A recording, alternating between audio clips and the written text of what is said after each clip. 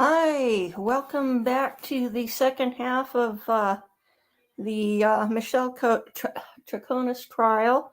I scheduled for 5, but I kind of lost track of time when I got up here, so took me a little while to get set up here in my alternate recording setting. Coming to you from Paris, Idaho.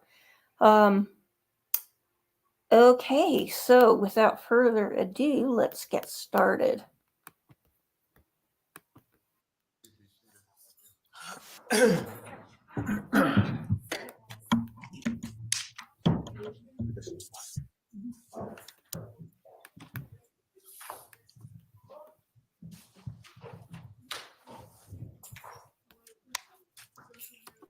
Are we ready to proceed? Yes, Judge. You can bring the jury in, please.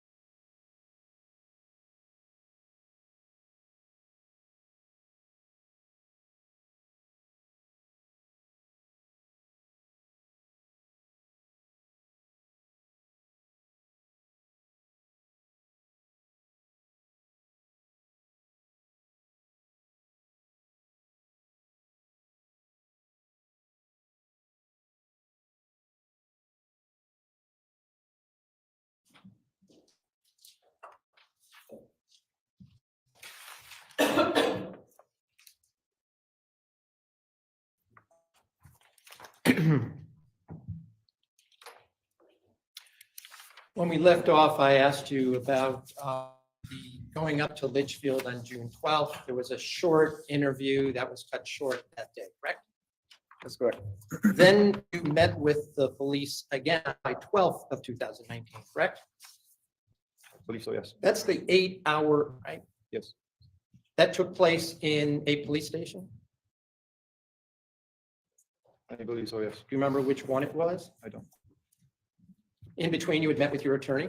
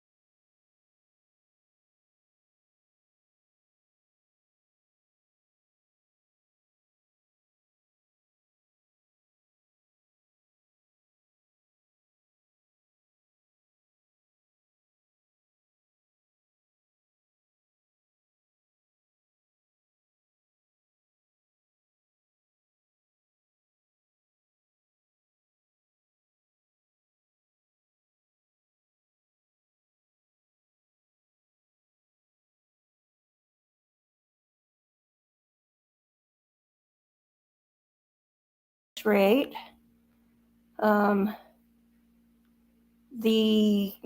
My brother's house is,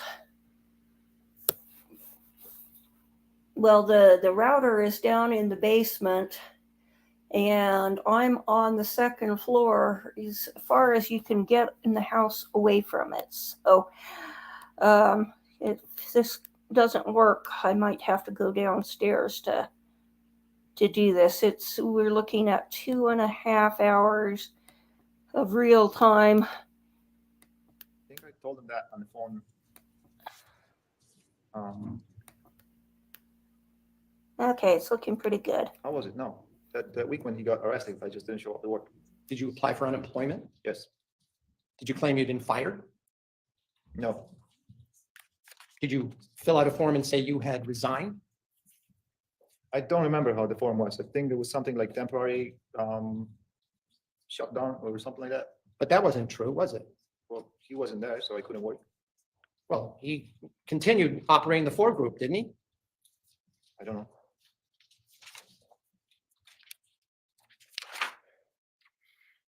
You recall that your July 12th interview took place in Bridgeport at the State Police Barracks. Does that ring a bell? Yes. You went down there with your attorney, right? Yes. You met with the, was it the state police at that point? Yeah, I believe so. There were more than one detective interviewing you, correct? Correct. They again wanted to go into detail on your whereabouts on May 24th, 2019, right?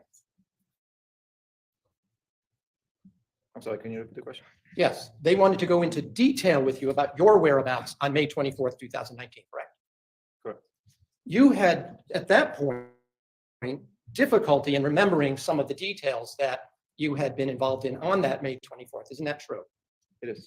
And you told the police it was because for you, May 24th was another day just like every other day, right? Correct. And the police, however, weren't having that with you, were they? They were contradicting you. Just going to object, Your Honor, to the form of the question. No, sustained. They didn't believe you. They told you they didn't believe you, right?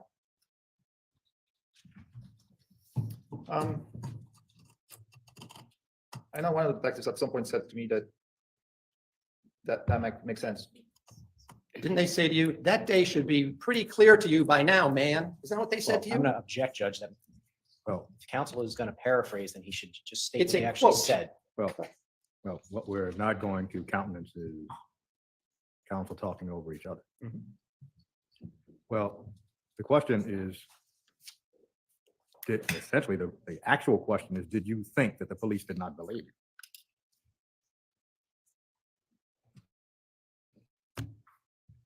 That's the actual question to ask. They didn't believe you, and will the objection be foundation? Self-sustained. Didn't they tell you that they didn't believe you? Just object, Judge. Ground. Is counsel, my concern, Your Honor, is that counsel is presenting these as direct quotes, and I think it would be best to use the actual transcript as opposed to Well, paraphrasing. well, before we even get to that point, the witness can say no. This isn't impeachment yet because it does not appear to be impeachment based on a prior inconsistent statement. Counsel is just asking what the police said. The witness can say, yes, they said that. No, they didn't say that. I don't remember. Overruled. Can you repeat the question? Yes. Didn't they tell you they didn't believe you didn't know what you did on May 24th?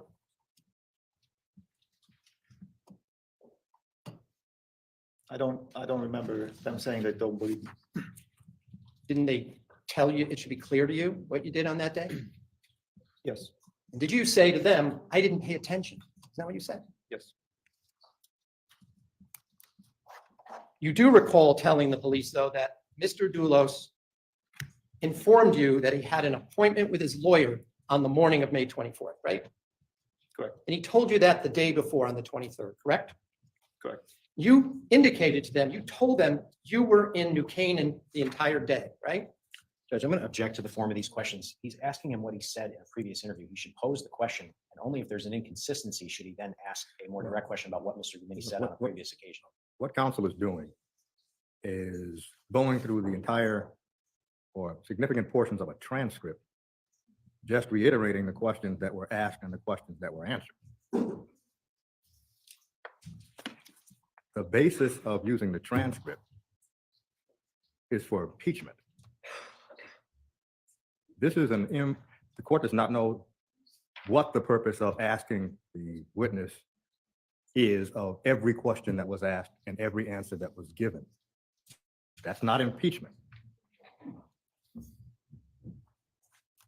So the court is going to sustain the objection because it's an attempt to, it's not even an attempt to impeach. It's just a rehearsal of what happened. And that's basically a waste of time. Sustained. You claim in this courtroom the other day that you went down to New Canaan, you were there all day, right? I was there from before 10 a.m. to around 2:30 p.m. You claimed you were at the house on Sturbridge Hill Road that entire time once you arrived there, correct? Correct.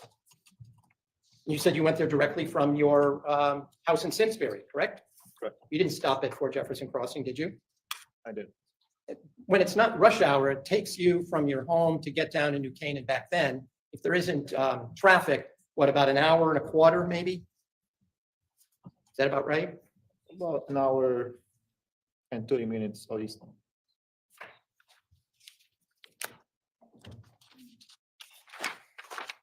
But you weren't there all day, were you? Till 2:30. Other than leaving for lunch around 12, that I'm not sure of, I would be there. Did you come back from lunch and go back to Sturbridge Hill? Back from lunch and go back to Sturbridge Hill. Yeah, you said you left for lunch. It's possible. I'm not sure. What time did you leave for lunch? It could have been, I couldn't recover that day, so it could have been between 12 and 1. Every day for you was about the same in terms of when you were down there, taking a lunch? Sometimes I would bring my own lunch and just have it at the job site. Well, how about that day, May 24th? Where did you go for lunch? I said to the investigators that it's possible that I went for lunch to Chinese restaurant. Did you name that Chinese restaurant for them? I believe I sent them the address at some point. The police told you that there was surveillance video from across the street. That's from 61 Sturbridge Hill Road, didn't they? They mentioned that to me, yes. There was a house right across the street from where the one that we were building, right? I was never shown that. That's not my question. My question is, was there a house across the street from 61 Sturbridge Hill Road? Yes, People were living there, right? It was a finished house. yes.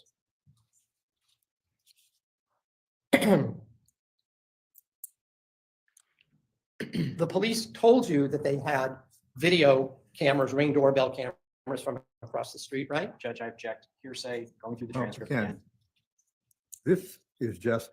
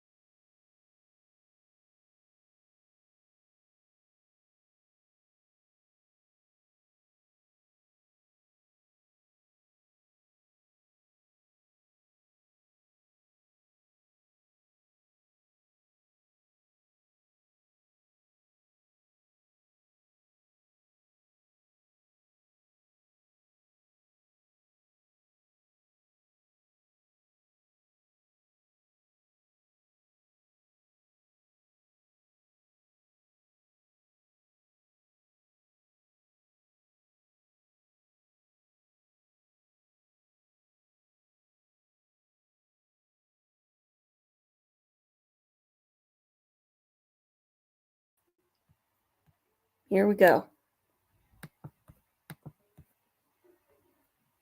Oh. Here we go. Address at some point. The police told you that there was surveillance video from across the street. That's from 61 Sturbridge Hill Road, didn't it? They mentioned that, yes. There was a house right across the street from where the one that we were building, right? I was never shown that. That's not my question. My question is, was there a house across the street from 61 Sturbridge Hill Road? Yes, People were living there, right? It was a finished house. yes.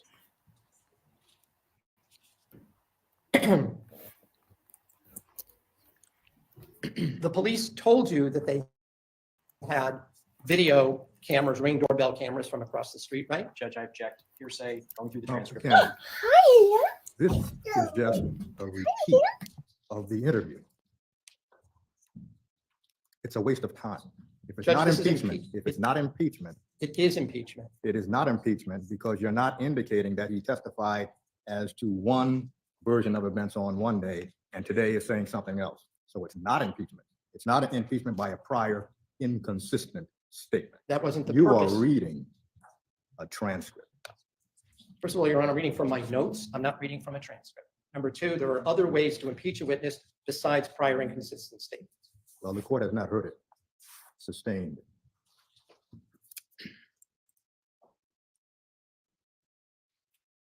You were not there on the 24th of May, 2019 with a four-group vehicle, were you? Meaning where? At 61 Sturbridge Hill Road, May 24th, 2019? right, in the afternoon.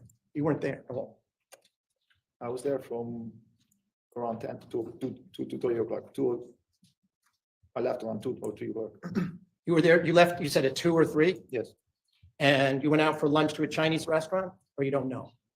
prior to leaving for the day. So not at 12 or 1 that day. Between 12 and 1 to my best guess. And then you said you came back, right? Correct. Right, well, I'm going to show you what has been marked as exhibit double A. And first show you, and before I show you that, let me just ask you a quick question. When you parked at 61 Sturbridge Hill Road, you always parked at the same place in the driveway closer to the road, correct? By the garage. Like right by the garage, yes. Right, if you were pulling into that garage, into that driveway, it was the right-hand garage, right? Yes, And you parked not in the garage, but in front of the garage, right? yes, And you could see the street from where you parked, right? possible. And you could see there was a house across the street, right? Yes. And that's the house that the police said to you, how can you Judge, I explain that there is object, I not, I'm object, sorry, I haven't I asked my object. question yet. Well, I object to the argument. Well, first of all, the question was, that's the house the police said to you. And what's the objection? My objection, Your Honor, is the same objection that I made earlier, which is number one, it's hearsay. Number two, it's improper impeachment. Well, the Number court three. does not know what the question will be. And it's not being offered for the truth, it's being offered to show that he responded to that question. Well, again, the run-up to the questions appear to this court to be a waste of time. The questions can be asked directly. Did the police tell you X? What was your response? And what was their response? So the court is going to overrule the objection. Do you recall the police saying to you that you couldn't explain, or how to explain the fact that you're not seen on video from across the street? Didn't they tell you that? No. They did not. All right. I'm going to show you what I believe is without objection, AA. That's correct, Judge. No objection. Defense, AA admitted its role. So you were there on days prior to May 20. You were there during that entire week of May 24th, correct? I don't remember if I was there every day, but I'm sure I was there some days. Right. You were there on May 19th? I don't remember. All right, well, I'm going to show you a short clip, if I can, please. If you could look on the screen. Can you see it? Yeah. All right, so could you freeze it and enlarge it, please? Now, do you see, before we even enlarge it, do you recognize this house across the street from this video?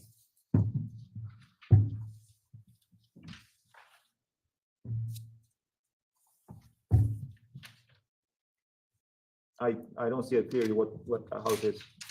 You don't see the house, that's not 61 Sturbridge Hill Road. that Well, you the were- the response was, I cannot see clearly what the house is. All right, could I have it enlarged, please, that area?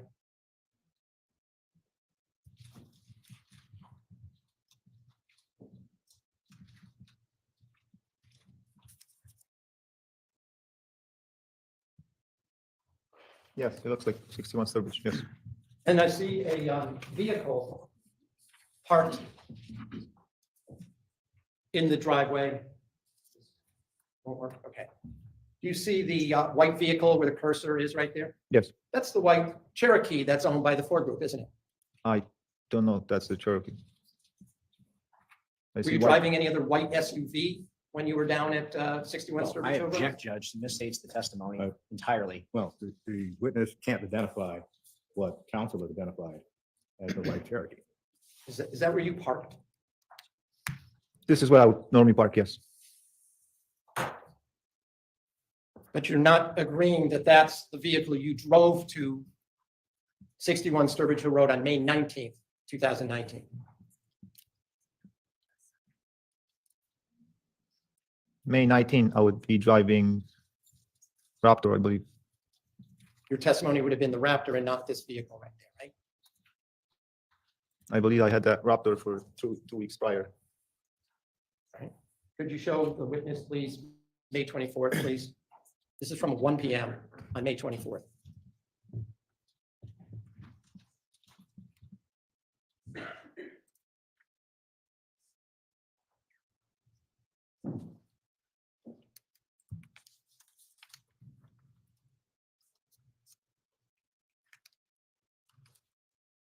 There any vehicle parked there at 1 PM on 61 Sturbridge Hill Road? I don't see any. But the car that you would bring there was always visible from the road, isn't that true? Yes.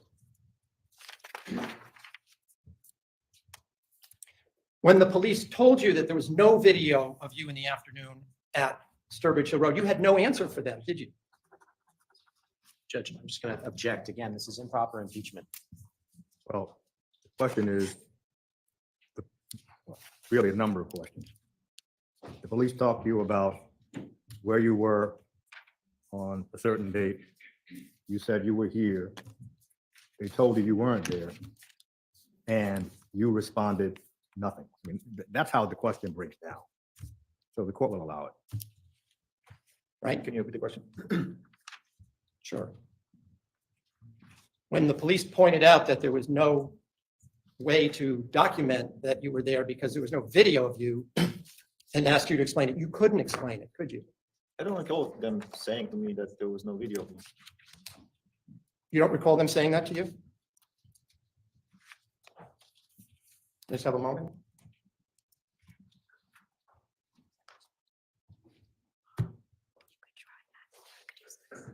Would watching a short clip from your interrogation on July 12th be helpful in refreshing your memory?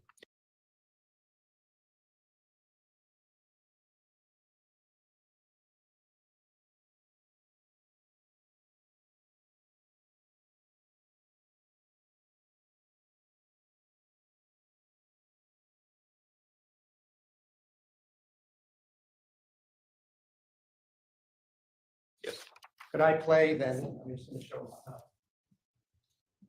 Well, Judge, respectfully, I think that the state is entitled to inspect whatever clip they're going to play before it's Yes. presented to the jury. And as a matter of fact, refresh recollection is generally not to be published to the jury. So Well, the clip is going to be played on Mr. Many's monitor. understood, Judge, but the sound will be audible. I would just like the opportunity to inspect the clip as I would any other exhibit. That's appropriate.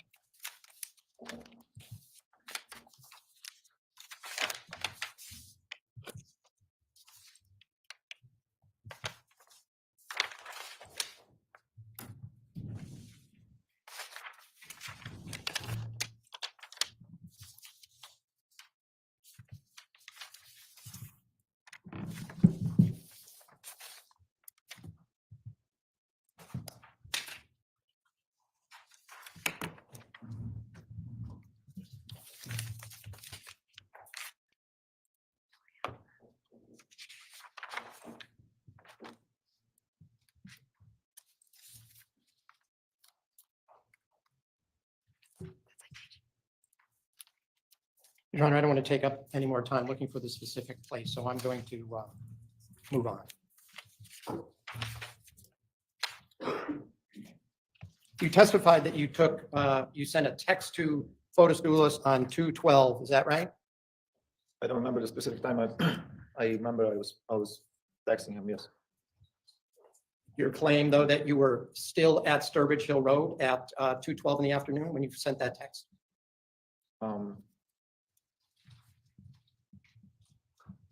Possible, yes. Well, anything's possible. In fact, didn't you leave at 12:30 and not come back? Yes, I think so. You went somewhere else in New Canaan that afternoon, right? At what time? After you left Sturbridge Hill Road. At what time? I'm asking you. It's possible that I went for lunch. And then didn't go back to the house. I think I come back. You said you had the Raptor that day, is that correct? Yes. If I show you a document that pinpoints the location of the, allegedly pinpoints the location of the Raptor, might that refresh your recollection? Judge, I'm going to object. He didn't indicate any his recollection refreshed. He said he thinks he came back. So I Right. think this is improper. Well, the question has to be asked in such a way that there's no confusion as to whether he's saying he does not remember whether he came back or he believes he did come back. And I'd also like to be heard on this exhibit at a certain point, also perhaps at sidebar. The court does not know what the exhibit is. I understand. I just want to, would it be all right if we just have a brief sidebar, Judge? Yes.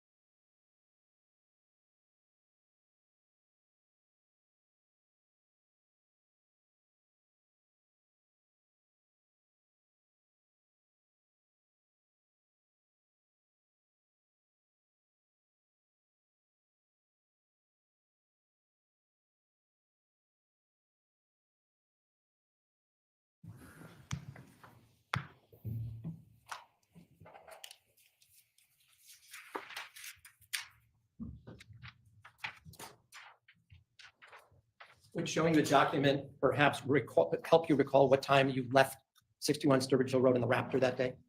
Think so. I'm going to mark this for ID.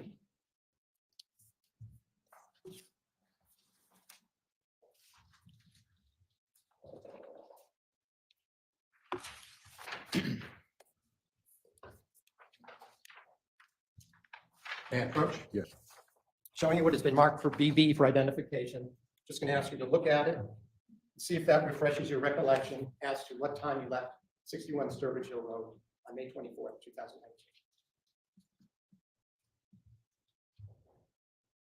Yeah, so 9:53 a.m. to 12:30 p.m. at Sturbridge Hill Road. And so Did that that, refresh your recollection? yes, so that could have been when I left for lunch. But your claim is that you came back? Or you don't recall? I believe I did. But you're not sure?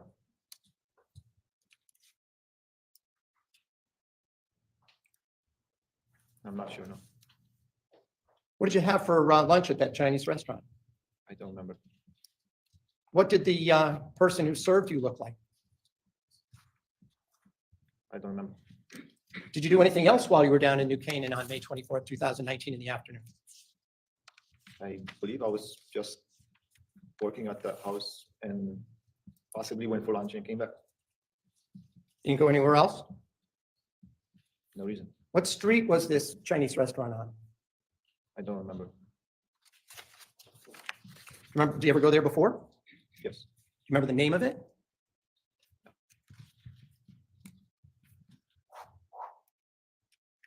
You were at the Shell station in, I think it was a Shell station, you said in Farmington at 4:33, according to that exhibit? Yes. That's when you paid for your gas, right? Yes. So you filled up the tank? Yes. And then, as I understand it, you went to 585 first to get to pick up that 2x10? I went to Fort Jefferson first. You went to Fort Jefferson, you saw a phone sitting in a cradle, right? A charging phone, cradle, whatever, right? Yes. And you recognize that was Fotis's charging cradle, right? I'm not sure whose phone was it. Did you try calling the phone? No. But you saw, if you missed that there was a phone in the cradle, right? Correct. So when you tried calling Fotis, he didn't answer, right? I tried to call Fotis when I was outside, so I couldn't see if that particular phone was ringing. Or even was on silent, you don't even know that, right? But in any event, when you went in, you saw a phone in the cradle, right? Yeah. You went upstairs to the office to the keys. Yes. You didn't see the keys there, right? So then you went to 585 Deercliff, right? Correct. From Fort Jefferson, right? Correct. And how far was the intersection of Jefferson Crossing to 585 Deercliff? I couldn't tell you. Like, it's a short distance, driving distance. 585, just so we're clear, is on the left side of Deercliff as you're heading north, right? Correct. That's one of these houses, it was in bad shape, right? It was all broken up, correct? From damage, It wasn't damaged. It was just an old house. but it wasn't occupied, right? Yeah. I'm right, correct? Correct. But it had nice views down the valley on that side of the street, right? On the opposite side of the street, yes. Yeah, well, I mean, from that house, you've been in that house, right? Correct. So what I'm trying to do is orient, Jefferson Crossing doesn't have views of the valley, does it? No. It has views, but they're in a different direction towards, let's say, the Yukon Health Center, right? Correct. So as you went to that 585, there was a 2x10, you said just one, One that I needed. It could have been more. and that was in the garage, I believe so, yes. and you put it in the back of the Raptor, right? Correct. And from there, you went down to 80 Mountain Spring Road, right? Correct. Why would you bring the 2x10 down to 80 Mountain Spring Road? I believe my initial thought was to try to load the dirt bike on the Raptor since I didn't have a key for the Tacoma. So my initial thought was to go back to Fort Jefferson. But you didn't do that. No, So did you assume that I just Fotis would be at 80? took a ride to 80 to see See what? if he's there or maybe the keys in the truck. So you assumed he might be there. Just went there to see. You did know there was a showing of that house the next day, didn't you? No. You didn't know that? No. You also said that yesterday that you never saw Michelle do any cleaning before of any of the houses that were completed. Is that what you said yesterday? I don't recall saying that straight. Well, because I just want to be clear, there was an occasion when if there was going to be a showing or a bunch of houses, a bunch of realtors were going to come, everyone might pitch in and do a little bit of cleaning up, dusting and stuff like that, right? I don't recall a situation like that now. Have you ever done that? At 80 Mountain Spring Road? No, not at 80, at any location. Yeah, I'm sure I've done some cleaning, Andy Loomis had done it, possibly, Guillaume, possibly. and Michelle, right? I don't recall ever seeing Michelle doing that. So we saw the video of you arriving at 80 Mountain Spring Road, correct? Shows you driving it. Did you see that? What? Into 80 Mountain Spring on the afternoon of the 24th in the Raptor. Yes, And you said that they were surprised to see you, but then everything right after that was normal, right? Correct. So you didn't make any plans to see Fotis down at 80 Mountain Spring, did you? No. And when you said they were acting completely normal, what you meant, you saw nothing out of the ordinary, right? Right. Nothing suspicious that they were doing? correct. Nobody seemed to be in a rush? No. They weren't trying to get rid of you and tell you to move along, or why don't you get out of here or anything like that? No. They weren't trying to hide anything from you? I didn't notice that, no. They didn't seem agitated when they saw you? No. They didn't seem nervous to you?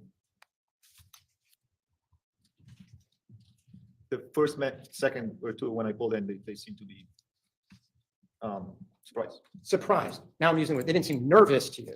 No. And the Tacoma was exactly where you had left, where it had been left by Fotis Dulos the night before, right? Correct. You didn't see any garbage bags No. around?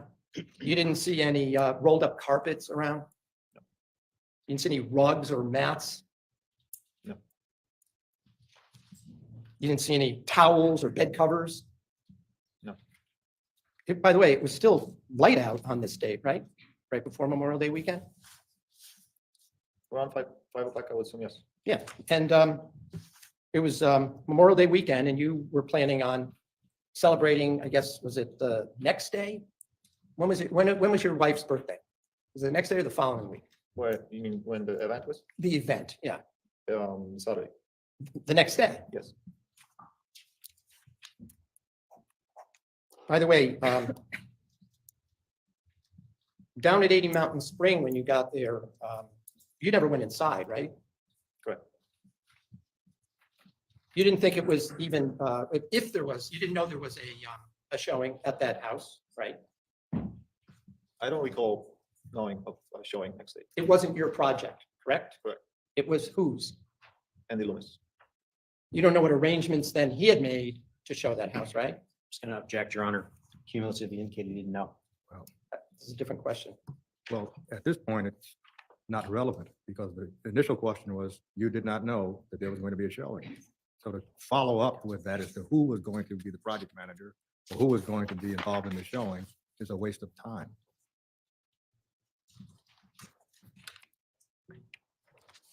Sustained. From your experience, after a house was completed, there was still a lot of dust in those finished houses before they were sold, correct? Correct. In fact, the duct system would actually spread dust around the house if it had an air system, right? Correct. So whenever you went in these houses, if they were unoccupied, there might be a little surface dust on various items, right? Correct. On the countertops, right?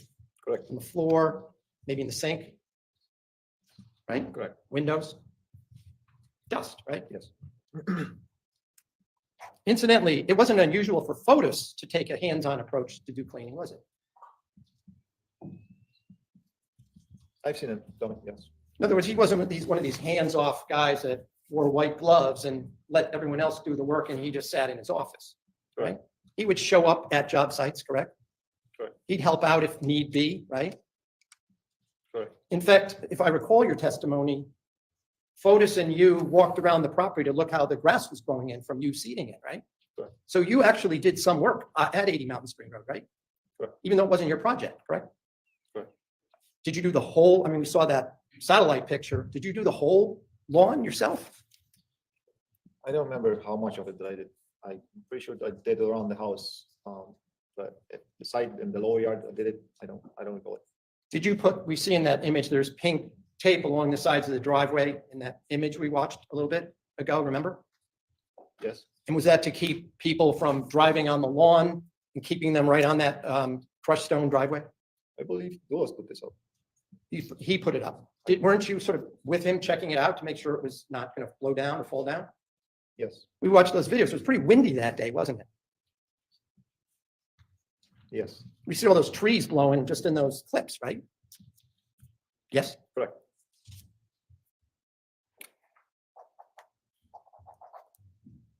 By the way, you knew that Mr. Dulos had a housekeeper, a house cleaner for his house, right?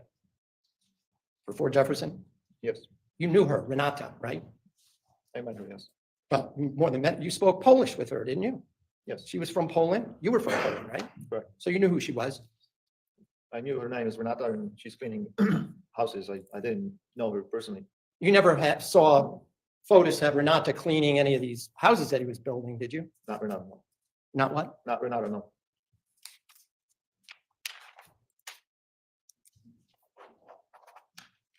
Whether you knew there was a showing or not, you did know that that house was for sale, right? Correct. You knew there was one of these large four-group advertisement signs and a for sale sign, right? Correct. Were you ever in the office when inquiries were coming in about that house for sale? 80 Mountain Spring? I don't recall it. Then when we watched that video, I just want to be clear. You drove out in the Raptor first, correct? This is on May 23rd. I'm sorry, withdrawn. That was May 24th. You left in the Raptor, Fotis left in the Suburban, and Michelle left in the Jeep, correct? I left in Raptor, and I know they left in those two cars. I believe, Fotis left in Suburban. Right, Fotis left in the Suburban, and Michelle left in the Jeep. I believe, yes. Didn't we just watch that this morning? Didn't you just go through that? with I Mr. object, Well, Your the Honor, to question that didn't be question. watched this morning is not probative. Sustained. Do you recall that we watched it? We saw it this morning. Judge, I Same object. question. Sustained. All three of you left within moments of each other, correct? Correct. You then drove back to Fort Jefferson with Fotis right behind you, correct? No, Where did you go? 585. You went to 585. You still had this 2x10 in the back of the truck, right? Correct. Why didn't you bring the 2x10 to Fort Jefferson Crossing? Because I was gonna go right back to 80 Mountain Spring Road to get my truck and park my truck at 585 Dirkler, and Fotis Dulos was gonna pick me up. Why bring the 2x10 with you at all in the Raptor? You mean, when I left Fort Jefferson? No, when you left, when you left Fort Jefferson. I just explained that earlier. Well, you explained it, but I'm not understanding. You went and got the 2x10 at 585, right? Correct. You put it in the Raptor, correct? Not in your vehicle. Correct. Why didn't you then move the 2x10 into the Raptor into the Tacoma, since that's what your plan was? At what point? At any point. I don't know. This is just what I did. You left the 2x10 in the Raptor, driving it back to Fort Jefferson Crossing. Driving back to 585 Dirkler. But your Tacoma was still down at 80 Mountain Spring. Yes. Is there a reason for that? No, it No reason. You just wanted to carry the 2x10 in the back of the truck. was just there, so I didn't take it. Right. So I just want to be clear, when you went to 80 Mountain Spring Road, you did not put anything in the back of the Raptor, right? At 80 Mountain Spring Road? Yeah. No, You had already put that 2x10 in the back, correct? at 585. You had put in, but it was still in the Raptor when you were down at 80 Mountain Spring, right? Correct. And it was sticking out past the back of the Raptor, right? Correct. It was taking up a fair amount of room, wasn't it? Yeah. You didn't see Fotis Dulos put anything in the back of the Raptor while you were down at 80 Mountain Spring, did you? I didn't. Excuse me? I didn't. You didn't see Michelle Troconis put anything in the back of the Raptor either, did you? I didn't.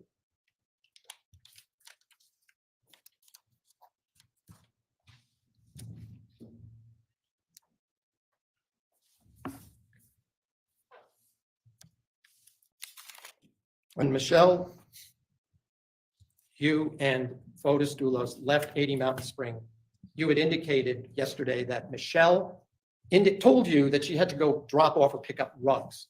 Is that correct? Correct. And just so we're clear, she had indicated that she was picking up rugs, right? I don't recall if she said picking up or dropping off or meeting with someone, but in regards of rugs, yes. You know that she had this interior decoration side business where she sold rugs, Yes, correct? I heard of that before. I'm sorry? I heard of that before, yes. And you had actually seen some of them. They were on display sometimes at the Four Group offices, weren't they? I've seen it, yes. And you knew that she sold them through various furniture stores and other interior design stores around the Farmington Valley, correct? I knew she was selling them somehow. I just don't recall how. I didn't hear your last part. I just don't know how she was selling. How? them. But you knew that you had seen her negotiating, talking about prices of rugs and stuff, right? Showing to people. I don't recall showing to people or negotiate prices, but I was aware of her selling them. Yes. Okay.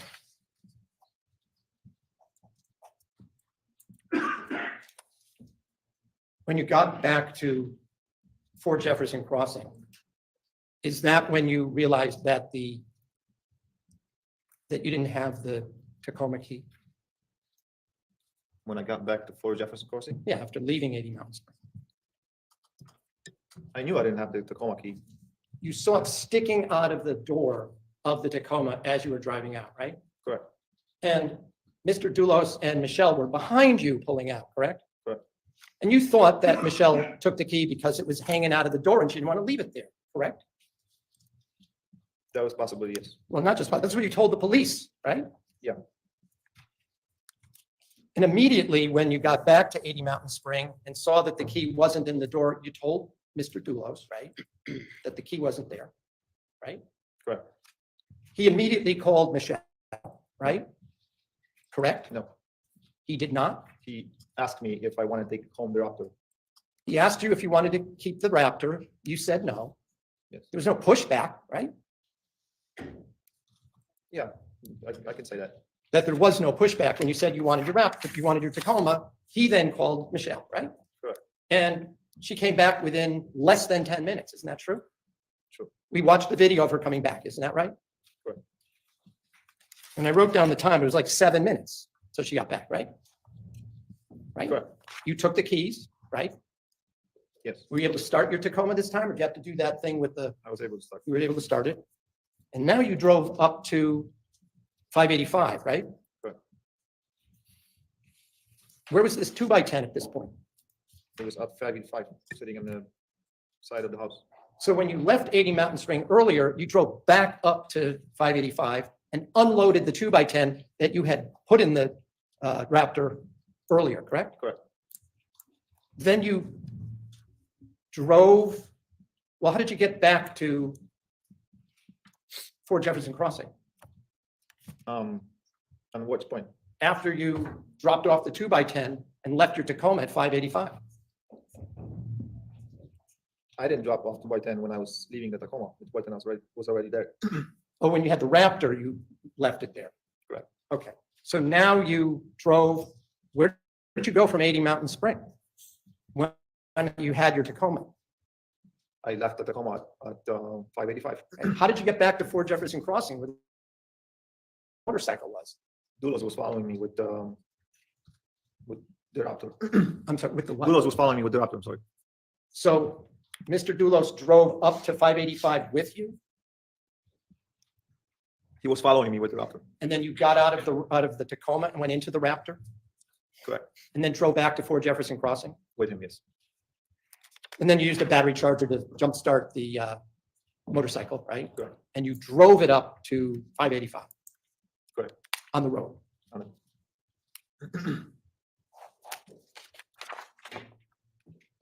And I'd asked you if there was anything in the back of the Tacoma. There was nothing in the back of your Tacoma other than, you said there was a bucket, right?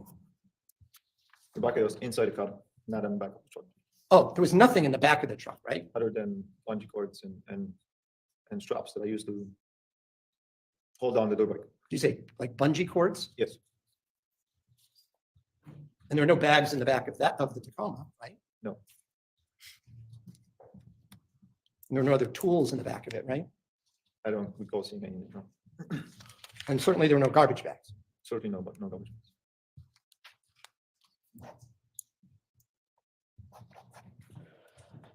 By the way, when Fotis Dulos called Michelle, were you standing right there to bring back the keys?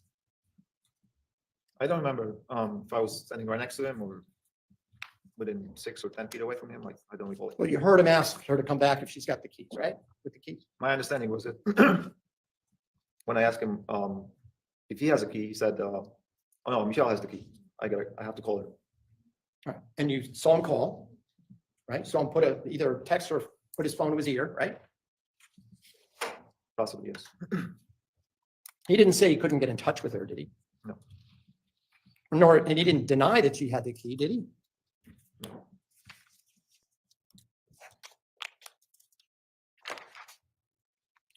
On Sunday, May 26th, you were not at work, right? Correct. And you were not at work on Monday, May 27th, because that was Memorial Day, correct? Correct. But Fotis Dulos called you on the weekend to tell you that Jennifer was missing, isn't that right? Correct. That was on that Sunday, the 26th? I believe so, yes. You didn't see him at all, though, that weekend until Tuesday, right? Correct. Had anyone else told you or asked you if you had heard what had happened about Jennifer Dulos being missing? I believe Stefan Rich either called me or texted me earlier that Sunday. And that's when you started searching the internet for stories about it? I don't recall searching for stories that Sunday, but it's possible.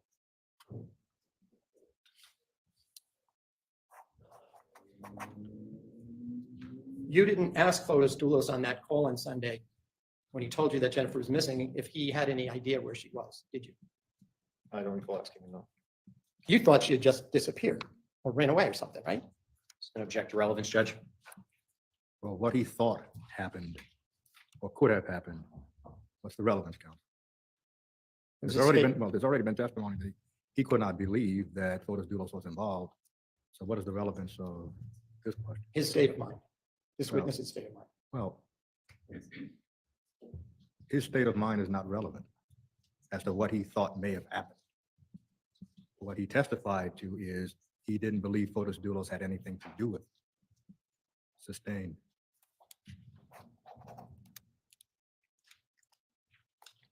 You were in possession of that Tacoma from Friday afternoon until Tuesday when you went to Fort Jefferson Crossing, correct?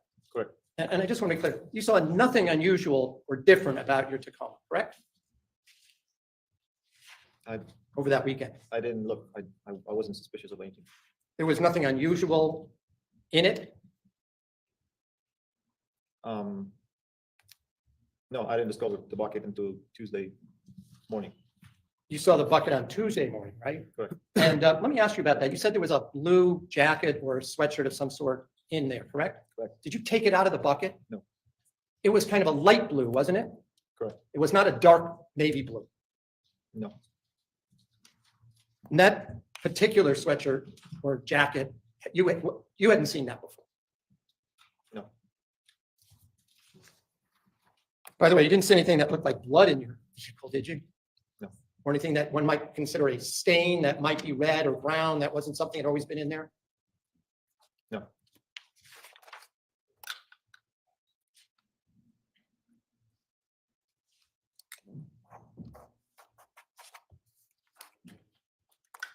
Now, you testified that the morning of Tuesday, that you were there for how long before you left to go to New Canaan? I don't remember, but could have been half hour, 40 minutes, 45 minutes. In any event, do you know what time you arrived? Had to be around 8 o'clock in the morning. Just have a moment.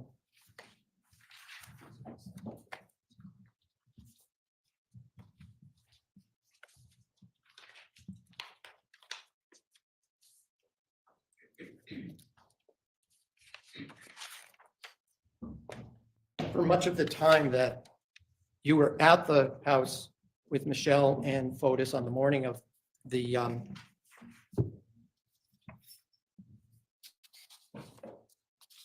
the 27th,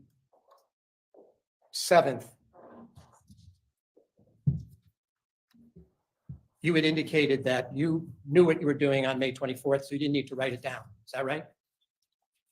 I didn't say I knew what I was doing, but at the 24th. You told Fotis, didn't you, that you didn't need to write down what you were doing that day, correct? For the 24th, when he asked you, Yes, because you knew what you were doing, right? I didn't remember at that day what I was doing.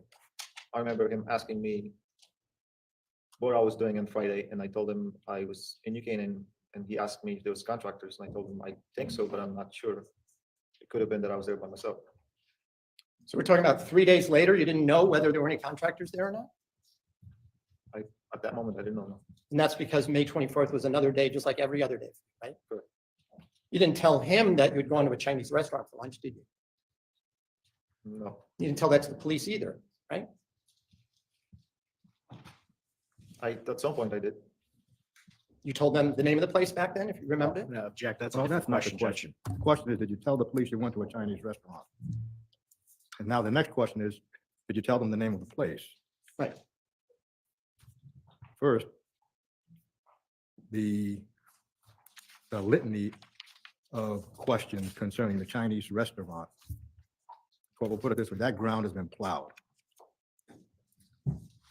So any further discussion of the Chinese restaurant is a waste of time.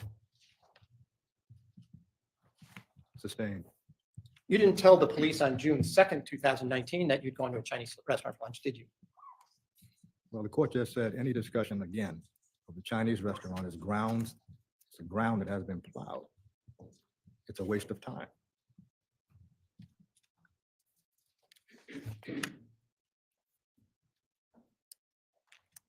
So let's talk about the day that you saw that your truck was all sparkly clean.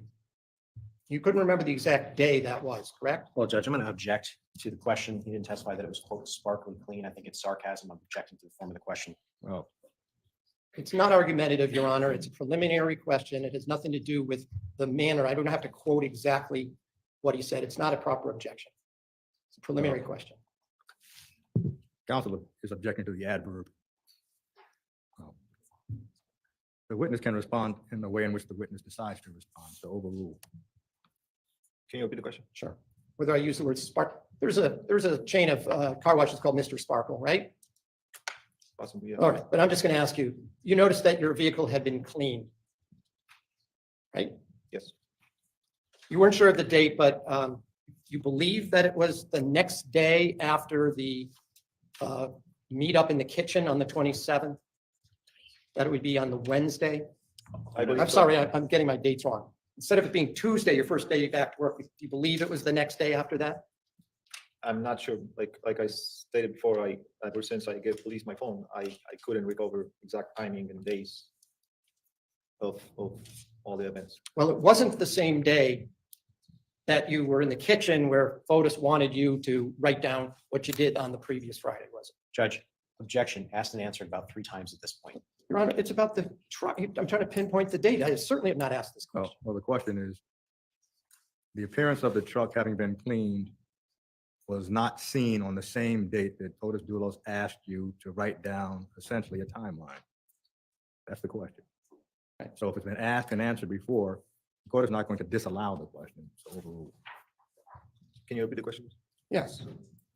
The day that you saw that your car had been washed was a day later, at least, than the day that you had been in the kitchen and Fotis tried to talk to you to write down what you did, right? Wasn't the same day. I think it was either that Tuesday afternoon or Wednesday afternoon. So if it was Tuesday afternoon, you're saying it would be the same day that you saw them and you were talking to them in the kitchen that morning, right? Correct. But you're not certain about that, right? No. And you, I think, told a joke about, what, are you going to get my car fixed too? You remember that, right? Correct. And you were joking back and forth about it, right? He says no, just clean. This is probably a good time to take the afternoon recess. We will reconvene, ladies and gentlemen, at 3:30. Please do not discuss this case.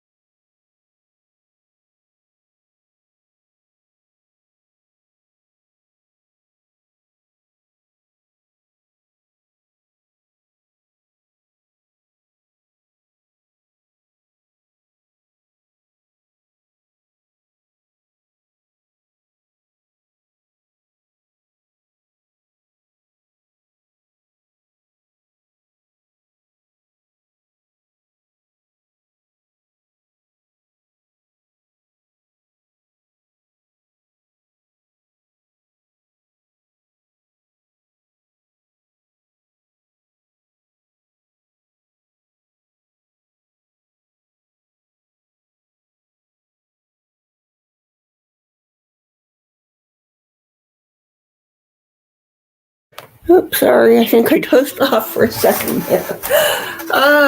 Okay, let's skip the rest of this break. Okay.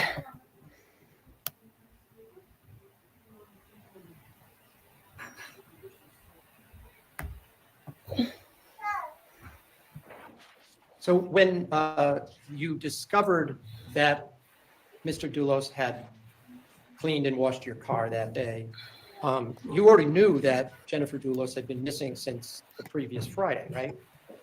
Correct. You didn't think there was any connection between those two things, did you? Not at this moment, no. I'm sorry, not at what? Not at this moment, no. Not at that moment, right? So maybe in hindsight, right? Like now, but then you didn't, correct? Correct. And at that time, even after you washed your car, you didn't suspect that Fotis Dulos had anything to do with the disappearance of his wife, correct? Correct. And you'd known Fotis, you testified for many, many years, correct? Correct. So you knew what he was like in general, right? Correct. He wasn't a stranger to you? No. You'd seen him when he'd gotten angry sometimes, right? Very rarely. Rarely did he get angry though, correct? Correct. He was happy sometimes. You saw him happy, right? Correct. You never thought he was hiding things from you, did you? Correct.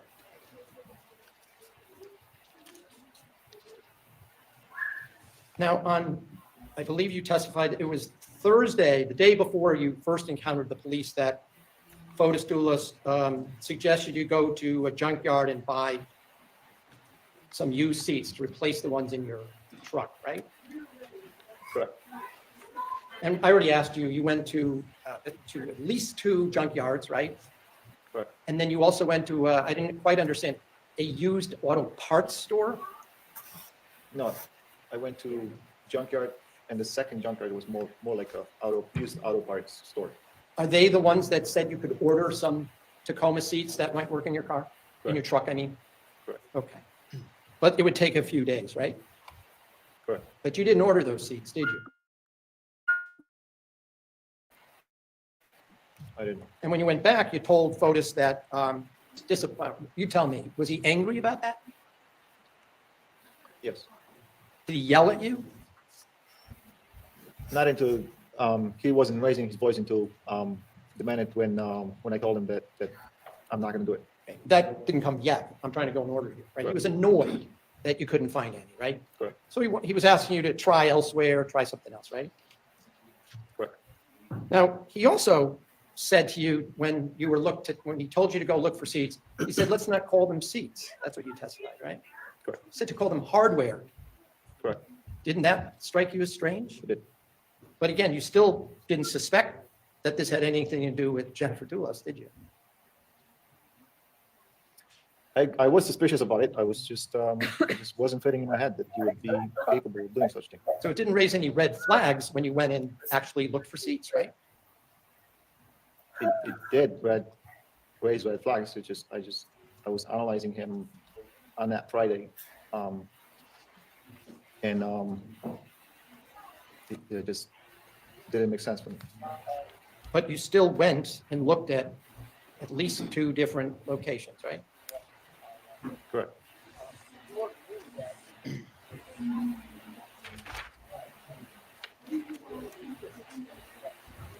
And you did confront him and ask him, why am I doing this? You wanted an answer from him, right?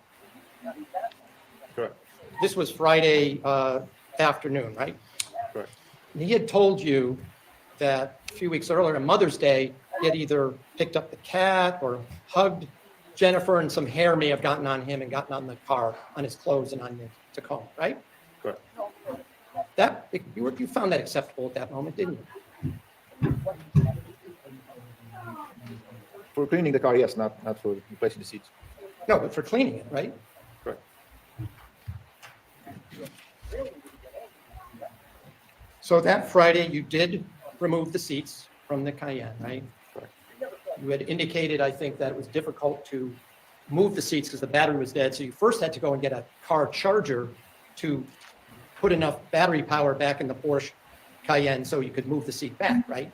Because the seats were all forward and you couldn't even reach the bolts to take them out, right? Correct.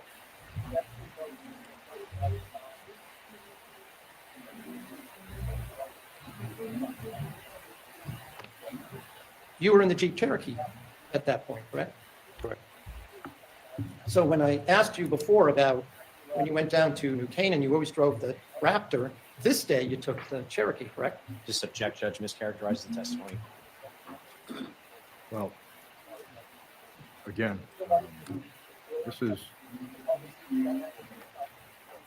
what the court had discussed earlier. Right now, the court just hears a reiteration of the direct. But the reiteration of the direct is not cross-examination. The court is giving counsel some leeway, but after a certain number of reiterations, there has to be a question that's going to be relevant to the defense, not simply reiteration of direct. The court will allow it a little longer. That day you had taken the Jeep Cherokee to New Canaan, correct? That Friday, when I was raising the seats. Yes, That day. You had it all day, the Jeep, right? yes. Okay.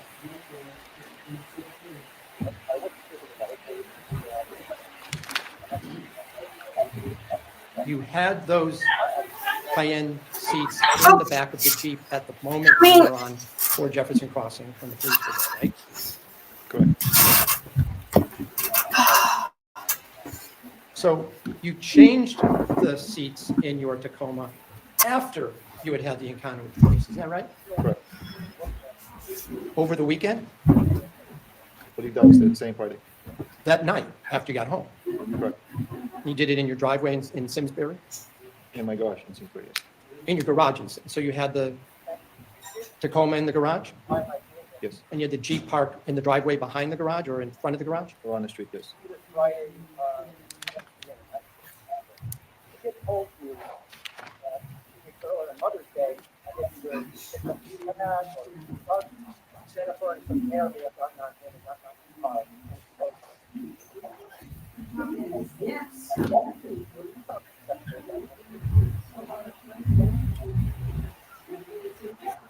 When you changed the seats, who was home at your house at that time? I believe my wife and my kids. Your mother doesn't live with you in Simsbury, does she? Or brothers and sisters of you? Were you made aware that one of your hairs or some DNA from one of your hairs was found on a sponge in a garbage bag found on Albany Avenue? Were you told that? No. At any time? No. Nobody even asked you about that? I believe the prosecutors asked me if I had any, if I remember correctly, green and yellow sponges in my truck. Did you?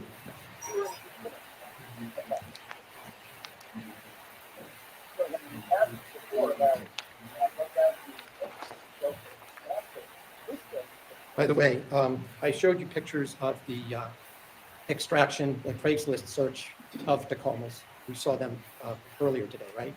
Correct. That Sunday, after the disappearance, you were also searching for flights to Krakow, Poland, weren't you? Correct. By the way, you were questioned about how it was that your searches were all deleted off of your phone. Remember being asked that? Correct. At the time, you had no explanation for that, correct? Well, I'm going to object, Your Honor.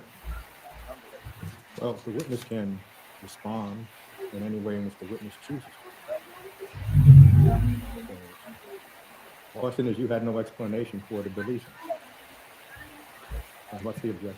So my objection is that it's a vague question. What is counsel referring to? Is it referring to the testimony? Is it referring to the? No, this is what the witness can ask.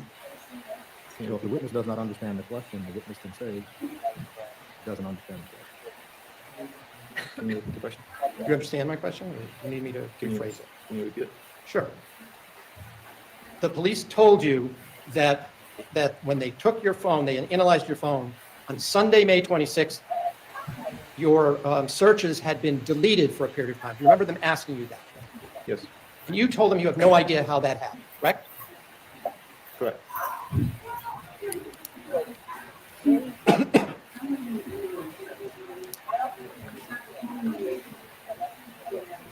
And the whole time that you were doing searches for new used Toyotas and flights to Poland and news about the disappearance of Jennifer Dulos, you still did not believe that Fotis Dulos had anything to do with it, correct?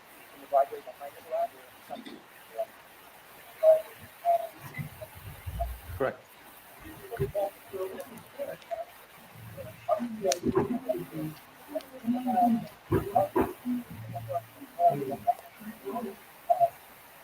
In fact, you didn't even think he was the kind of guy who would do that. Isn't that right? Correct.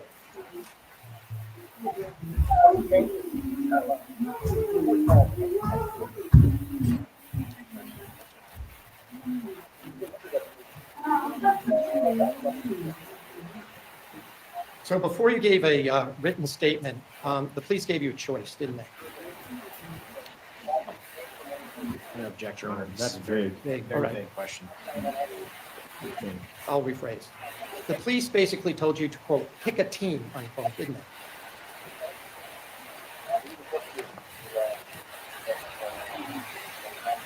they? They said something like that during that in interview. They said either that you were oblivious and didn't know what was going on, or you could help them prosecute Dulos, correct? They were asking me to tell them, sure, tell them what I know. And isn't that when they also said, we'd hate to see this screw up your citizenship effort? Possibly.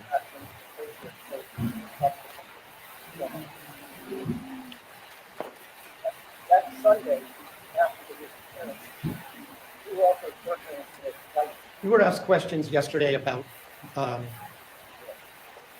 conversations with Mr. Zeisler. Remember those questions about whether a light could be a camera or an installation of things that look like lights but were actually cameras, something along those lines? Remember that questions? Correct. Do you remember that the police asked you whether, you brought that up to the police, didn't you? Correct. And that was after they said, look, is there anything in hindsight that seemed normal at the time, but maybe in hindsight looks suspicious? And that's when you mentioned the questions about it at that point, right? About Mr. Zeisler in the conversation about the cameras, right? Yes, I believe I spoke to one of the investigators prior to my interview about that. But it came up where they were asking you to look back and see, was there anything else that didn't seem suspicious at the time that maybe now does? Remember, that's where you thought back and you said, that seems suspicious now, right? Correct. Now, you also brought up, without even a question, that you had taken off the license plate for the Raptor. Do you remember telling the police that on July 12th? Yes. You said that you removed the bolts from the Raptor's, from the license plate, from the bumper. Judge, I'm just going to object to the form of the question. So the court understood the question to be, did you tell the police you took the marker plate off of the wrap? That's how the court understood the question. Yes, that's the question. Yes. And what is the objection? My objection is to the form of the question, Judge. He keeps referring back to the previous statement. He needs to pose questions to the witness. Did you do this? Did you do that? As opposed to referencing a previous statement, which is not being used for impeachment purposes. So my objection is technical in nature, but I think these questions are all improper. So the question is, did you tell the police you took the marker plate off the wrap? Whenever that occurred, is apparently not germane to the question. That can be followed up. I'll rephrase the question. You did remove the Raptor license plate prior to being interviewed by the police, correct? Correct. And then you told them about it. Correct.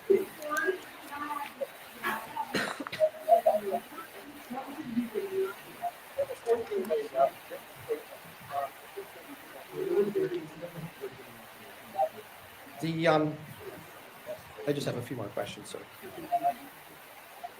You had mentioned on direct exam that you recall that Mr. Dulos had this antique bicycle, correct? Correct. It was a road bike with the skinny tires, right? Like a racing bike, yes. Yeah, so a racing bike with what they call ram's horn type, so you could lean forward and go pretty fast, right? Correct. But it was kind of in bad shape, wasn't it? I wouldn't say it was bad shape. It was in good shape. It was old bicycle. It's a very old bicycle, right? In fact, hadn't you had to even fix it at one point? He asked you to repair the tires or something? Correct. You said that you thought it was, at the time, didn't you say that it was just some kind of European model? Dulos told me that that was a French bicycle. But that's all you knew about at the time.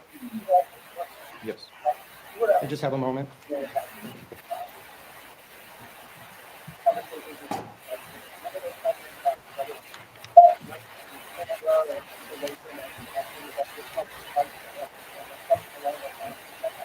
By the way, you were showing a picture of the garage at 4 Jefferson Crossing, I think, either this morning, I think. Right? Correct. There were a lot of bicycles in that garage, weren't there? Correct. No further questions. Redirect.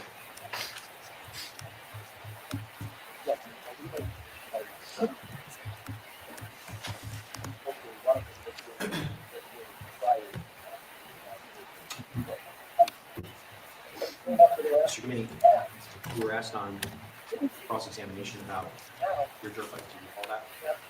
Yes, I do. Who did that dirt bike belong to? Who purchased it? Michelle Troconis. And can you just explain to the jury the arrangements that you made to purchase the dirt bike? I believe Fotis Dulos either texted me or called me that he was purchasing Yamaha dirt bike, smaller dirt bike from Michelle. And he told me that they're giving him like $1,800 for trade-in.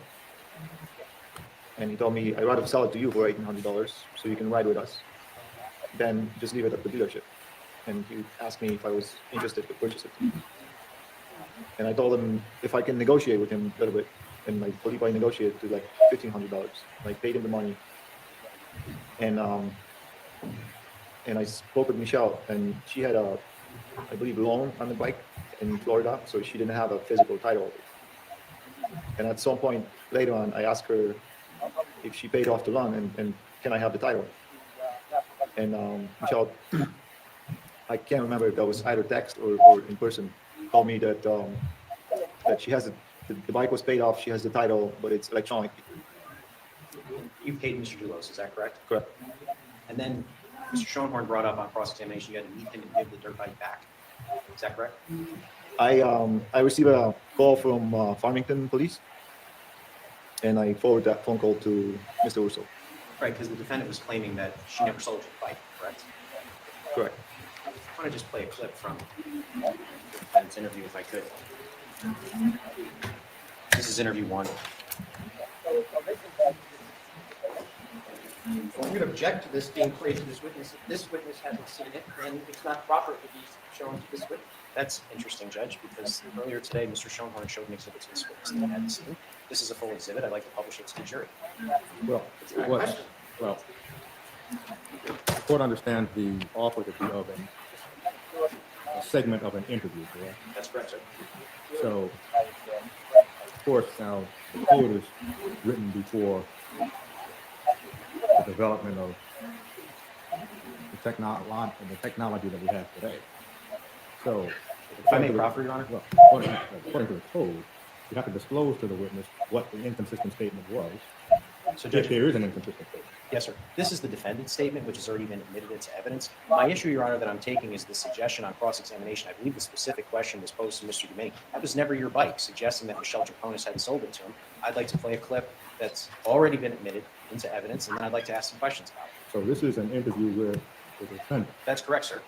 Your Honor, I was not permitted, the state objected to showing even a clip from Mr. Gumieni's interview with the police. So there isn't a question.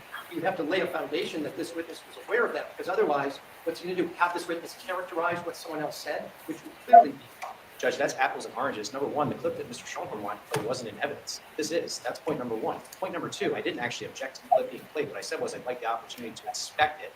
And then he looked for it and looked for it and looked for it and then said he was going to move on. So he misstates the record.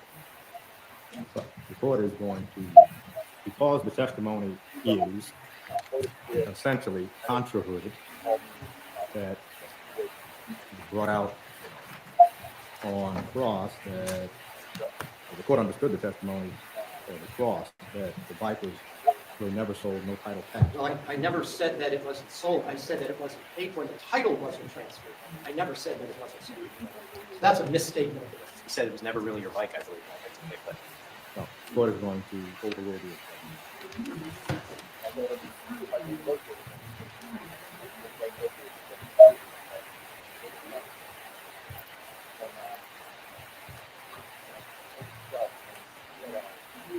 And just for the record, this is the defendant's first interview.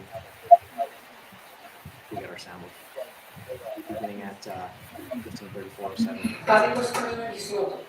Y Okay. Well, it's fine because I want it to be mine and I sold it to him. Okay. All right. Okay, that's fair. So the defendant sold you that bike, correct? And then she claimed to the police later that she had. Objection, reading, and misstates the record. Well, first, does this witness know what she claimed to say? So, the court would understand the objection to the foundation. How would he know what she claimed to be? May I have this marked for identification, Judge? So, you can respond to. I have a voicemail here from the Farmington Police Department that was left from Mr. Dominic, which I just got last night. I wasn't expecting to have to use it, but I guess we're going Well, to. first, wouldn't it be easier to just ask him about the voicemail? Whose voicemail? I just gave Mr. Schoenhorn a copy, so if he wants a break to listen to it, that's fine. But You just have a brief break, counsel, to hear the voicemail.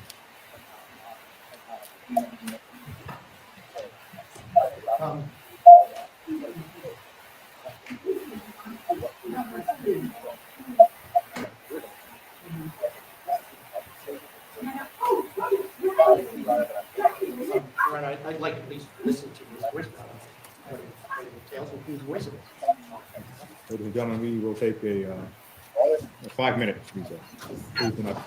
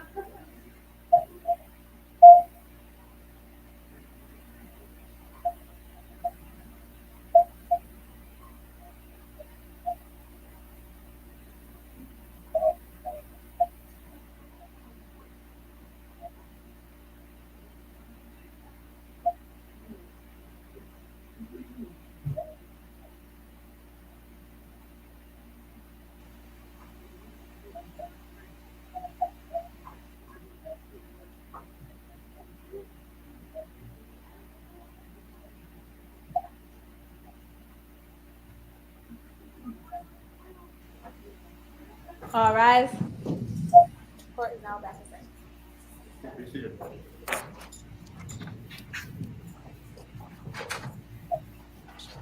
Judge, where we had left off, I was asking to pre-mark a voicemail. Attorney Schoenhorn was given an opportunity to listen to that voicemail over the break, and I want to just explain the nature of the offer here, Your Honor. This is a voicemail from a person that identifies himself as Officer Ruggiero of the Farmington Police Department, indicating that Mr. Dumini is in possession of a dirt bike that belongs to Michelle Troconis and that she wants it back. And so the purpose of this offer, Judge, is to put into context fully what happened here, because I think that the cross-examination left the false impression that Mr. Dumini was somehow in possession of this dirt bike illegally, somehow that he was lying about having purchased it from Michelle. And so, you know, and Mr. Schoenhorn completely skipped over the fact that the defendant actually had called the police and basically strong-armed him into giving the dirt bike back. So it's offered to basically rebut the suggestions that were left for the jury on cross-examination at this point. There are still rules of evidence. This is a hearsay statement, first of all, by someone representing to be a police officer. Making hearsay statements, it's not authenticating. And even if it was, the idea that hearsay can be put in to rebut an assumption, the testimony, if the court wants to go back and look at it, is that my client was never paid. She didn't say she didn't sell it. She was not paid. And if this, the only way to rebut this, prove it, put on a receipt or proof that a payment was made. But to suggest that a police officer's voicemail that calling Mr. Apparently calling Mr. Gugliani, asking that he return the motorcycle, you know, doesn't, I mean, there's no exception for wanting to fill in the details. There was cross-examination, there were admissions made, there's proper ways to do this. You can ask the witness why he gave it back if there's no other reason. But to suggest that hearsay can replace that is, there's no rule of evidence that would prevent that. Well, here's the court's view. And it's collateral. Here's the court's view. A sale involves, this takes all of us back to year one in law school. Offer, acceptance, and consideration. If the claim is, as counsel states, that is, Michelle Troconis, sold it, that means there's been an offer, acceptance, and consideration. But then to state that she was not paid, then that would not be a sale. There's no consideration. So what the court hears is basically a hearsay within hearsay offer. So the court has to determine whether each component of that offer would be admissible. So the first component is really the officer saying, Michelle Troconis told us that she wants the bike back.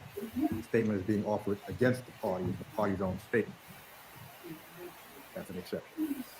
The second hearsay component is what the officer says. The officer says Michelle Troconis wants the bike back. So if the claim is then, well, the officer's statement is hearsay, under what exception does that fall? Or is it not hearsay? Is it offered for the truth? It's offered for what he's told. So it's not offered for the truth. So the court is going to allow it. The court hasn't heard if there's more to it than what was just represented. Well, the court thought it was just that statement that was being offered. Michelle Troconis says she wants the bike. That's what the court thought the offer was. That is, and then he says that he would prefer that this be handled civilly, and can you give me a call? I mean, that's. Well, that's the witness's statement. No, that's what's on the voicemail.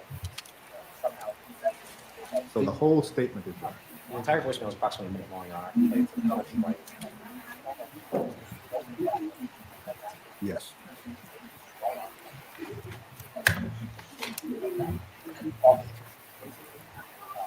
So this is a voicemail, not a recording of the conversation That's correct. between the officer and Mr. Gugliani. It's, I'm the one making the offer. It is a voicemail left by the Farmington police officer Ruggiero for Mr. Dumini. From the police, though, not from Mr. Gugliani, so he says. Hold on. This is Officer Joe from the police. I'm calling in regards to a motorcycle that you're in possession of that belongs to Michelle Troconis. Basically, she just wants it back. Just trying to make arrangements so we can do this civilly. If you can give me a call back, I'd appreciate it. 675-2400, 860-675-2400. Once again, Officer Ruggiero, Farmington Police Department. Thank you. Oh, again, based on what the court just heard, the court has not changed its analysis. It's a hearsay statement within a hearsay statement. Both of those statements can land on an exception, and the court will allow it. Yeah, just have it marked, Judge. Yes.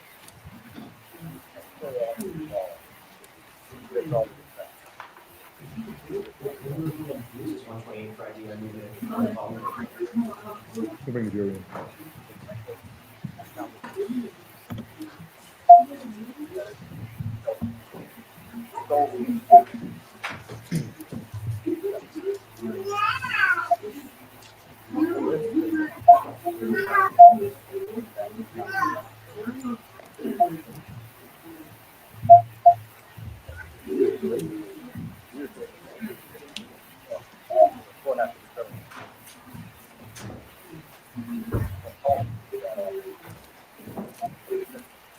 Counsel stipulate. Yes, Judge. Yes. Mr. Gomini, before we took the recess, you had indicated that the Farmington Police had contacted you. Is that correct? Correct. And they contacted you because the defendant was claiming you had never bought dirt bike, correct? Objection. First of all, mischaracterization. Well, overruled. Is that correct? Correct. Judge, I formally move Exhibit 128 in.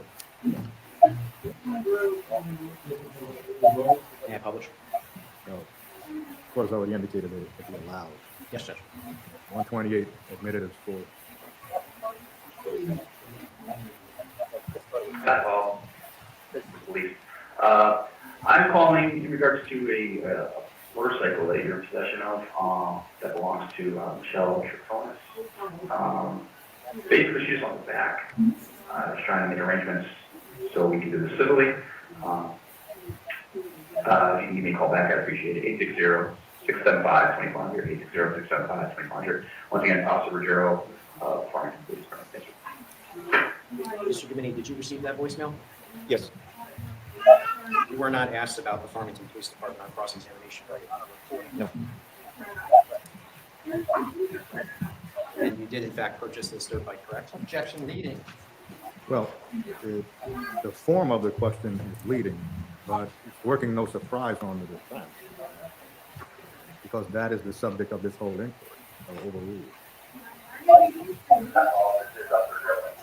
Remember the question? No. Why? You did in fact purchase this dirt bike, correct? Correct. But after the police were called, what did you do? I forwarded the voicemail to my attorney. And at some point, did you return the dirt bike? Yes. That's when you met up with Mr. Shulman, correct? Correct.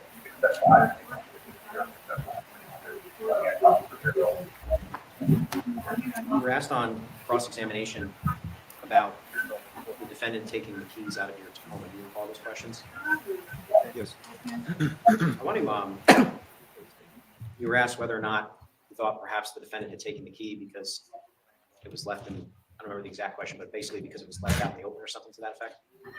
Yes. I want to direct your attention now to that conversation that you had with Mr. Dulos and the defendant on Tuesday, May 28th. The topic of the keys came up, didn't it? Yes. Can you just tell the jury how it came up, what Mr. Dulos said to you? So Mr. Dulos was asking me how did I come back from New Canaan and how we met at 80 Mountain Spring Road, and I told him that we drove back to Fort Jefferson to leave one of the vehicles, and we came back to basically so I could get my Tacoma back, and then and we had to, Mr. Dulos had to call Troconis to get the key because there was no key in my door, and then Dulos said that not to mention that, to keep Michelle out of it. Did you find that strange if she was just trying to be helpful? I'm going to object to the characterization. I'll withdraw the question. Incidentally, you were asked on cross-examination about researching flights to Poland. You're from Poland, correct? Correct. And who were you researching flights for? For my kids and my wife. When were you hoping they would go to Poland? Me? Well, when were you researching flights for them? Was it for summertime? Yes, for summertime. And had they gone to Poland before? Yes. Did you ever get on a flight to Poland in May of 2019? You showed up at work on Tuesday, the 28th, correct? Correct.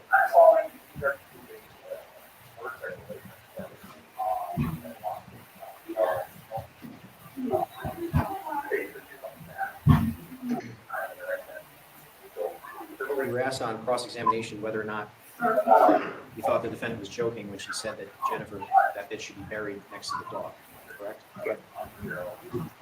You wouldn't call that a joke, would you? I did not.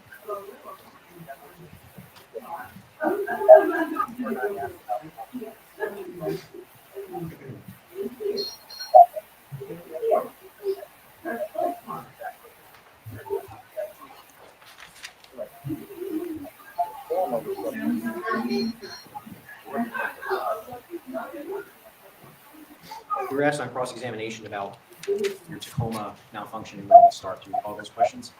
Yes, I do. Just to be very clear for the jury, your Tacoma did not always malfunction when it started, correct? Correct. In fact, it only happened about once a month. Judge, this is all leading, and it's not ridiculous. The form of the questions are legal.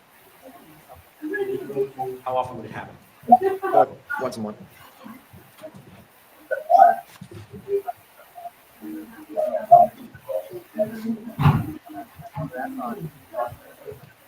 You were asked on cross-examination about returning from 80 Mountain Spring Road with Mr. Dulos, running into Stefan Reich at Fort Jefferson Crossing. Do you recall that?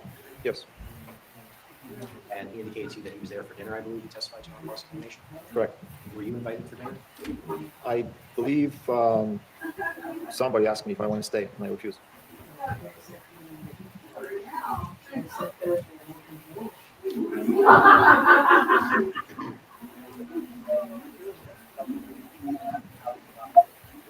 And when was the last time you saw Mr. Dulos in person? The last time I spoke with him in person was Friday, week after Jennifer disappeared. That's May 31st? Correct.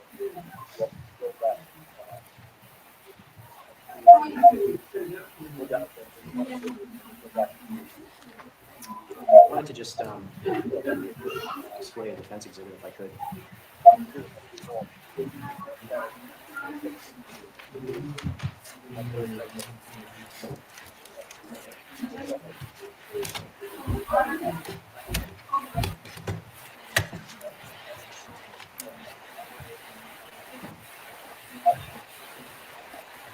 Perhaps Mr. Sean can refresh my memory. What did you do?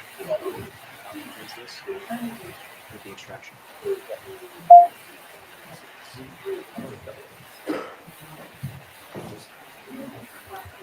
I may just. Yeah.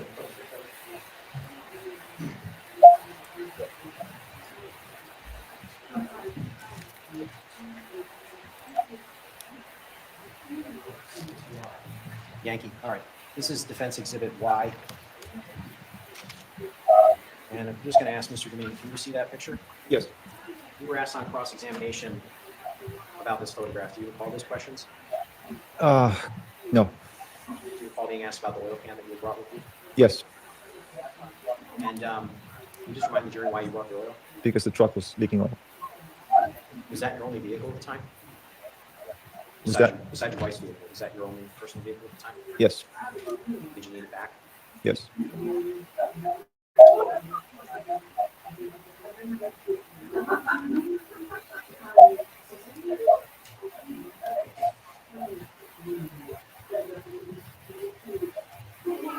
You were asked on cross-examination about Chinese restaurant. Do you recall that? Yes. So I just want to be clear for the jury. Do you have a specific recollection as to what day you went to the Chinese restaurant? No. Okay, you're indicating it could have been May 24th? Yes.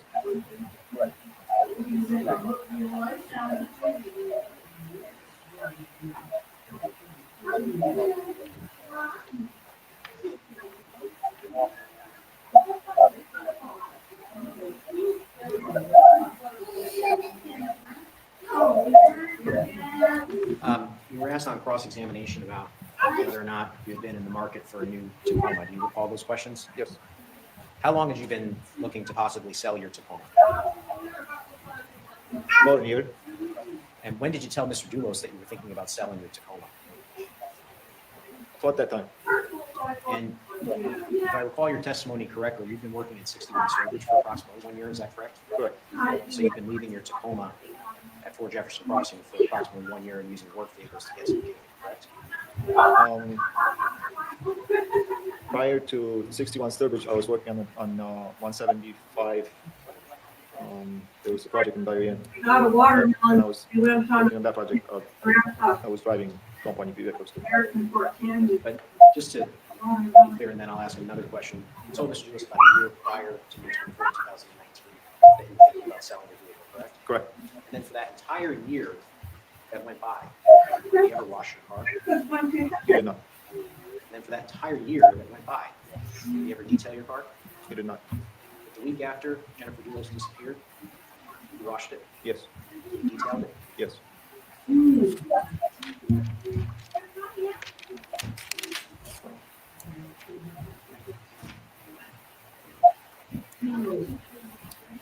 Just going back to the defendant taking your keys for a moment, you did not know that she was going to take your keys, correct? I did not.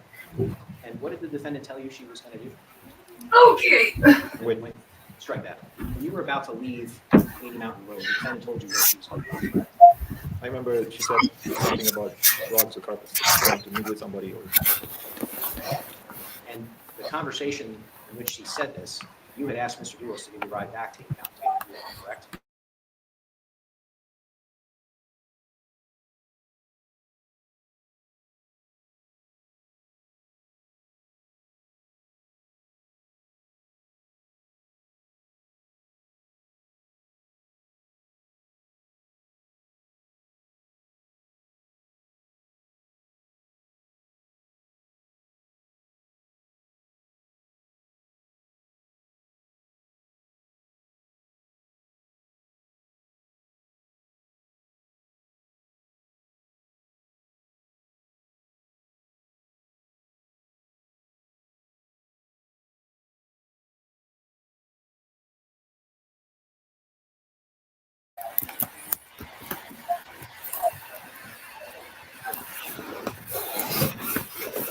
You were asked on cross-examination about removing the Raptor plate. You remember those questions?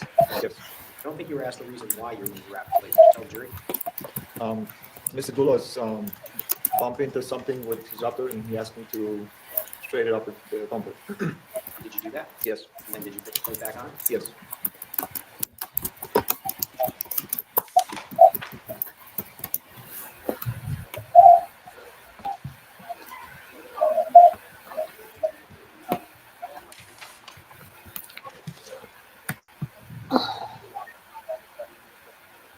Oh, you said another moment, Judge? Yes.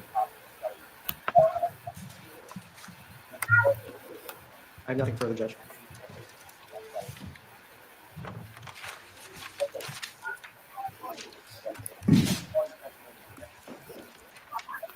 Mr. Gumieni, the Tacoma keys were sticking out of the door of your vehicle as you were about to leave, correct?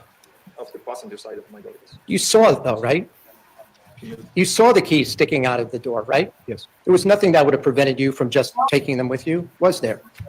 I was looking at it, and I figured I'll be back here in 5-10 minutes, so I didn't bother taking it out. My question is, there was nothing that prevented you from taking them right then and there, right? Right. And you told the police that you thought that Michelle took the keys so they wouldn't be just dangling from a car when no one else was there, right?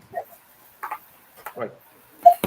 I just want to ask you a couple of questions about the motorcycle. You said that you paid Mr. Dulos money for that, for Michelle's motorcycle, correct? Correct. But you knew it was, a title was in her name, right?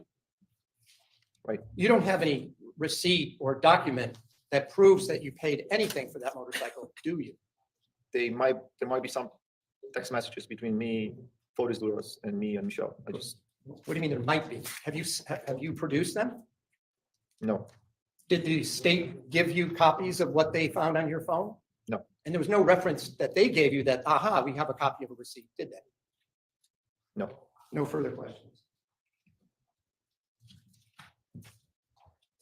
Sorry, the defendant said she sold you the motorcycle, right? Yes. Thanks. Nothing further. You may step down. Thank you.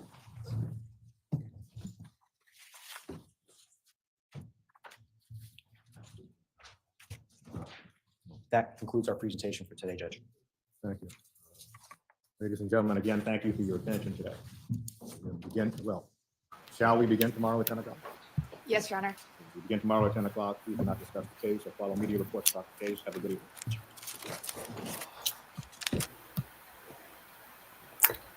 Okay, and that concludes the afternoon session of court. And so we shall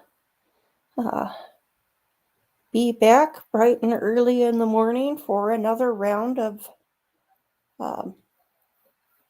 trial. And during breaks tomorrow, we'll look in on the Adam Montgomery trial. Probably see about replaying the opening statements because I didn't realize that one was starting, and I saw it was day one, and they hadn't called the or hadn't done the opening statements yet, and we're going on a jury view, and then I had to leave to come up here to Idaho. So we'll see you tomorrow, and have a great evening. Bye-bye.